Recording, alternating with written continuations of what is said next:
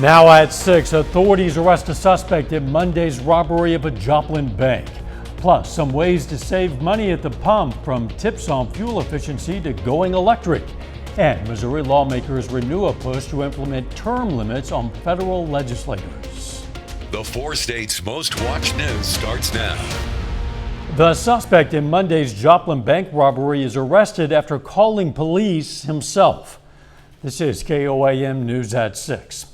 A surveillance image shows a man who robbed the Great Southern Bank on South Range Line Monday morning. Police say the robber told the teller he had a weapon and left with an undisclosed amount of cash.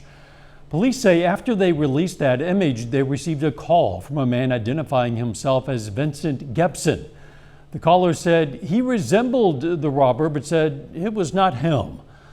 Well, authorities compared photos of the robber and Gebson, specifically a hand tattoo, and they determined they are the same person. They also say Gebson has a neck tattoo on the spot where the robber wore a bandage. Investigators say they have evidence Gebson acquired a surgical mask shortly before the robbery, paid an outstanding bill with cash in Joplin shortly after the robbery, and walks with a limp like the robber. Gebson is now in jail charged with the robbery. Authorities in Newton County, Missouri are looking for a girl last seen in her home early yesterday morning. Detectives say 12-year-old Italy Renee Savage has health issues and the heat could worsen those problems. They believe Italy may have left her home of her own will. Officials are asking Neosho residents living east of Oak Ridge Drive to check their outbuildings, as the last time she ran away, she was found in one. A search party led by law enforcement is now out looking for Italy around the Oak Ridge area. Still warm out there. Let's check in with Doug Heddy. Yeah, the heat really kicking in over the past couple days. High temps today right around 90 degrees heat indices. At one time, we're sitting in that 95 to 100 degree range. Pretty much clear skies. Not a whole bunch is going on out here. Any thunderstorms mainly stay across the northern plains or stretching down into western parts of Kansas. Eventually, that system will start to get a little bit closer to us. Still hot, upper 80s to near 90 degrees for us right now. We still have a heat index. About 95 degrees is the way it feels to your skin. Through the evening hours, we'll slide back through the 80s, 70s. We'll only bottom out into the upper 60s for overnight lows tonight. Severe threat, though, returns. Thunderstorms several days in a row, but severe threat returns on Friday. We're going to look at that here in just a bit. Catch you then. Kansas Governor Laura Kelly today signed a law to phase out the state sales tax on groceries over 3 years. Kelly had a ceremony at a grocery store in Olathe to sign the law. The state's food tax is currently 6.5%, the second highest in the nation. It'll first drop to 4% in January, then it'll fall by 2% every year until it hits 0 in 2025. Missouri has renewed a call for a national convention to add congressional term limits to the U.S. Constitution. Supporters of term limits say they prevent lawmakers from holding on to power for too long. Critics argue that term-limited legislators lack institutional knowledge, giving an edge to lobbyists and other insiders. A convention won't happen unless legislatures in 2/3 of all states join the call. Then an amendment would need to be approved by 3/4 of all legislatures. Kansas gas prices everywhere across the Midwest continue to climb, with AAA saying the average price for regular unleaded in Missouri is $3.98 a gallon. KOAM's Chris Warner has some options for conserving fuel. Frank Fletcher Toyota in Joplin is one of many dealerships in our area offering electric or gas-electric hybrid cars. However, employees say demand is high, and in most cases, those vehicles are pre-ordered and sold before they ever hit the lot. Despite that, sales professional Sage Honey says there are some benefits to switching to a hybrid vehicle. Depending on how much you drive, you can save anywhere from $2,000 to $3,500 a year just in gas, between a gas to hybrid car.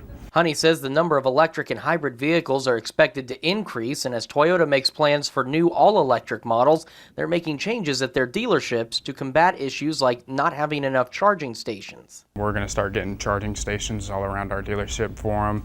And then by 2030, we're expecting to have up to 14 all-electric models. So we're going to start seeing a lot more electric and hybrid vehicles here. An electric or hybrid vehicle may not be an option for everyone, or maybe something you're just not interested in. If you're driving an all-gas vehicle, Nick Chabaria with AAA's St. Louis office says there's some things you can do to improve fuel efficiency. It's going to start with regular maintenance, making sure you're getting your oil changed regularly, making sure that you're getting your fluids changed out when they need to be, any repairs that need to be done, make sure to get those in because, that's going to help your engine run as efficiently as possible. Some other tips from AAA include making sure your tires are aired up to the right pressure. When driving in town, adjust your speed to time the traffic lights, reducing the need for repeated braking and acceleration. And when approaching a red light or a stop sign, coast down to a slower speed instead of maintaining speed until it's time to stop. Now, despite rising prices, AAA says the roads may still be busy this summer. Historically, when we've seen gas prices elevated, what we've seen is instead of people necessarily canceling their plans altogether, they'll find other ways to save and try to make up for the higher cost of fuel. In Joplin, Chris Warner, KOAM News. AAA says another key tip to saving fuel is to slow down and drive the speed limit, as higher speeds result in more drag on your car. Pittsburgh high school student is selected to represent Kansas in a national organization. Ella Rooms is the new student president of Kansas HOSA. HOSA works to promote health industry career opportunities for students. Ella was chosen through a vote by more than 1,000 members throughout the state, and the new position will allow her to gain a lot of valuable experience. So I will lead a team of 9 state officers through CTSO training, a leadership conference in Washington, D.C. I will also organize 2 state leadership conferences as well as an advocacy day at the Capitol. Ella says after high school, she wants to go to medical school to pursue a degree in health science as well as leadership and policy. Coming up, we're learning more about a Missouri hiker who fell to his death in Arkansas. Plus, a local Salvation Army branch brings back a tradition to celebrate National Salvation Army Week. We're learning more about the death of a hiker from Missouri. We told you yesterday about Brad Thomas of Springfield, who fell about 20 feet to his death in the Arkansas wilderness near the Buffalo National River. Reporter Michael Van Scoik has the story. Brad really followed in our dad's footsteps on being a really good father to his boys. He meant everything to him. Brad Thomas's family described him as a family man, loyal, loving, and caring. The biggest thing is how much he loved his sons, his 3 sons. They meant everything to him. And he's always wanted to, no matter what was going on, make sure that they were taken care of. Brad's brother David says he was an avid hiker, always willing to help others on the trail and extend a hand if they needed it. That's just Brad's personality, is if he sees someone with a need, he wants to do something to help them. On Saturday, Brad Thomas fell near the Indian Creek drainage area. The Newton County Sheriff says a man from Bentonville, Arkansas, has been guiding people without a license or insurance. A member of his group was injured the Saturday prior to that, and he left them in the woods. And then this man got injured a week to the day later. Sheriff Glenn Wheeler says these incidents bother him deeply. He left her, and then she or someone else had to then contact us to send out a rescue crew. It's ridiculous. It's irresponsible. Wheeler says the area is filled with very rugged and dangerous terrain. He advises people to plan ahead and make sure a guide is licensed. Just do due diligence to make sure they are what they say they are. Do some research on the area before you come, because again, it's a beautiful area. We love for people to come see it, but it is serious business. And now Thomas's family want him to be remembered as the loving family man, but they also want to help keep others safe. But if someone can hear this and think of it and be more careful so they don't leave 3 kids without a dad, then maybe something good can come from this. The Newton County, Arkansas Sheriff says he's working with the National Park Service to consider possible charges. Yesterday, we gave you tips about staying safe while hiking. You can find that story on our website. That's KOAMnewsnow.com. Small plane crashed this morning near Marshall, Oklahoma, north of Oklahoma City. Authorities say it crashed just before 11:30. The Logan County Sheriff says the pilot of the plane was injured, but No other injuries are known at this time. According to the Oklahoma Highway Patrol, no one else was aboard that plane. Pittsburgh Salvation Army is celebrating National Salvation Army Week with donuts. Visitors were invited to have donuts with majors and also meet the newest majors, Eric and Patricia Johnson. National Salvation Army Week was declared to remind and inform the public of the services the National Army provides.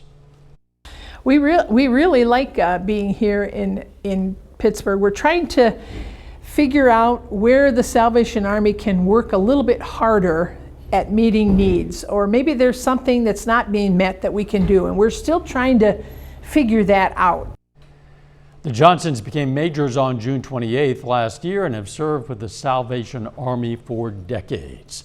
A little bit later, a pair of Pittsburgh high school seniors sign on to continue their athletic careers in college. Plus, the heat sticks around, but also some thunderstorms back in the forecast. We're going to look at that coming up.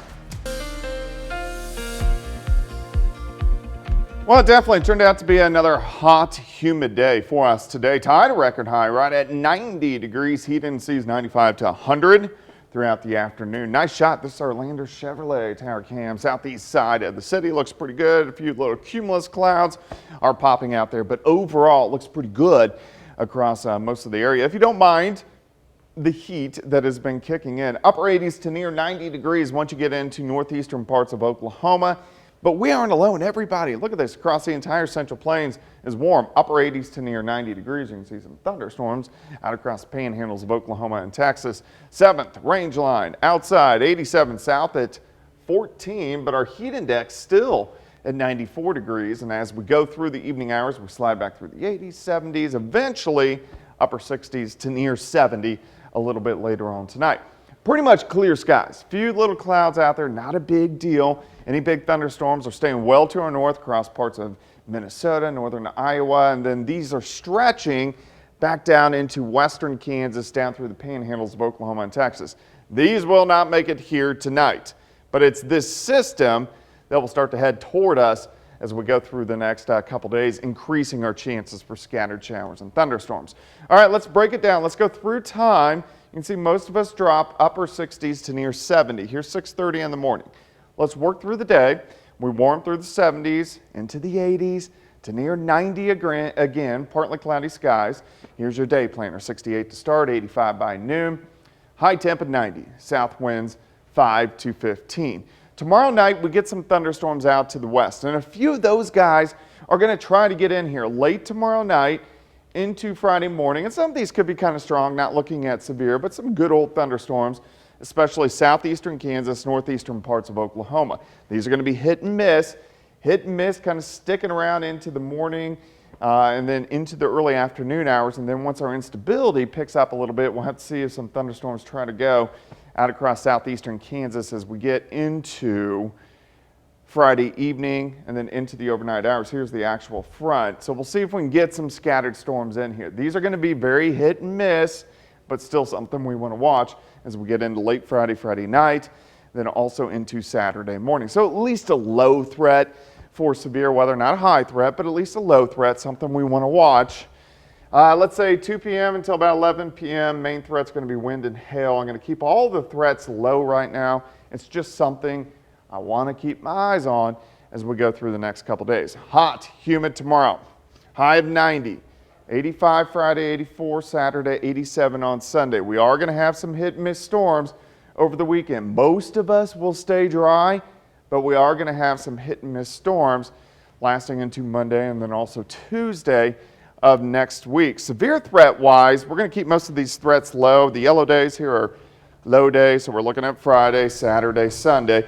Just something we want to watch, and then again by Tuesday, and then our threats kind of increase a bit as we head into the middle of the month. But one thing you can see, it stays warm, if not hot, over the next few days.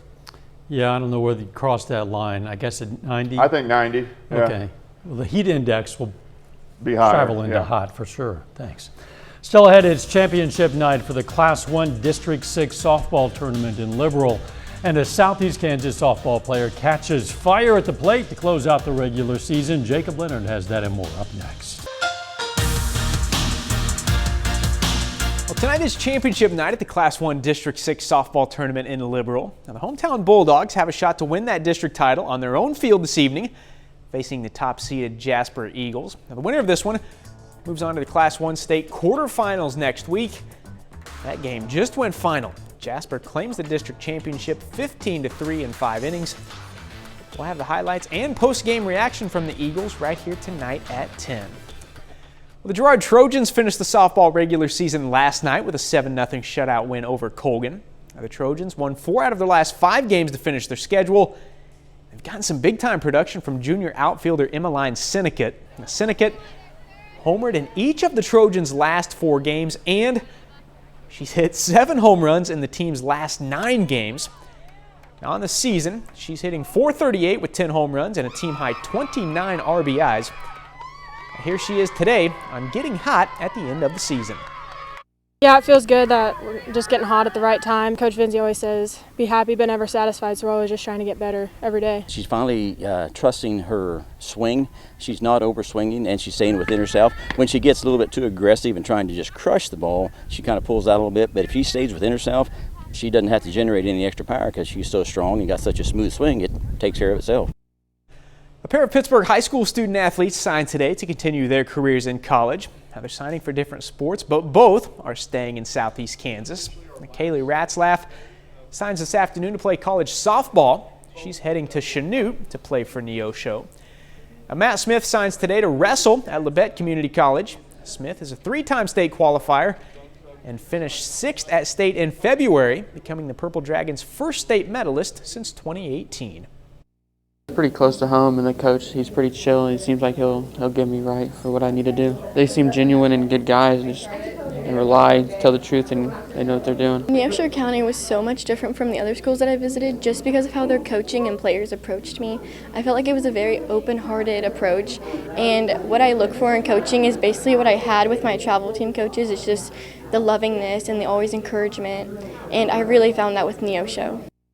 Former Pittsburgh State linebacker Darion Taylor has earned his shot at playing professional football. 3.5 years after his college career ended, Taylor has signed a deal to play in the Canadian Football League. And the former Gorilla has signed with the defending Grey Cup champion Winnipeg Blue Bombers. Taylor was a captain for Pitt State, 2-time All-MIAA selection before finishing his career in 2018. And you can check out our full story with Taylor on the sports page at KOAMnewsnow.com. And that's it for sports. We're back with more news after this. Take time now to honor a local veteran. Ronald Bailey served in the U.S. Navy from 1969 to 71. The Girard, Kansas native was stationed in Vietnam, and we salute Ronald Bailey, a 4-state hero. Fans of music legend Bob Dylan now have a chance to learn more about him. Thousands of personal artifacts from Dylan's career are now on display at the brand new Bob Dylan Center in Tulsa. The center includes keepsakes, letters, handwritten lyrics, and previously unseen photographs, all collected by Dylan himself over the years. Visitors to the center will also be greeted by a towering 16-foot tall sculpture that Dylan created. Dylan chose Tulsa because, quote, "I'm from Minnesota and I like the casual hum of the heartland," which doesn't exactly explain why it isn't in Minnesota, but it does explain why it's in the heartland, I guess. It's in the general. It's the Midwest. 4 states. It's not away. on either coast, Yeah. so it's in the Midwest, and it's conveniently close for 4-staters to visit in Tulsa. It's true. The weather, it's going to stay borderline hot, at least very warm for a while. It is. Temperatures right around 90 degrees once again for us tomorrow. Heat index is about 95 to 97. 85 on Friday. Some scattered thunderstorms and chances lasting into the weekend as well. Low severe threat on Friday. Quick sports note. Don't forget, we're just one day away. Pitt State against Northeastern State in the Final Four of the MIAA tournament tomorrow. See you at 10. Let's make it a great evening.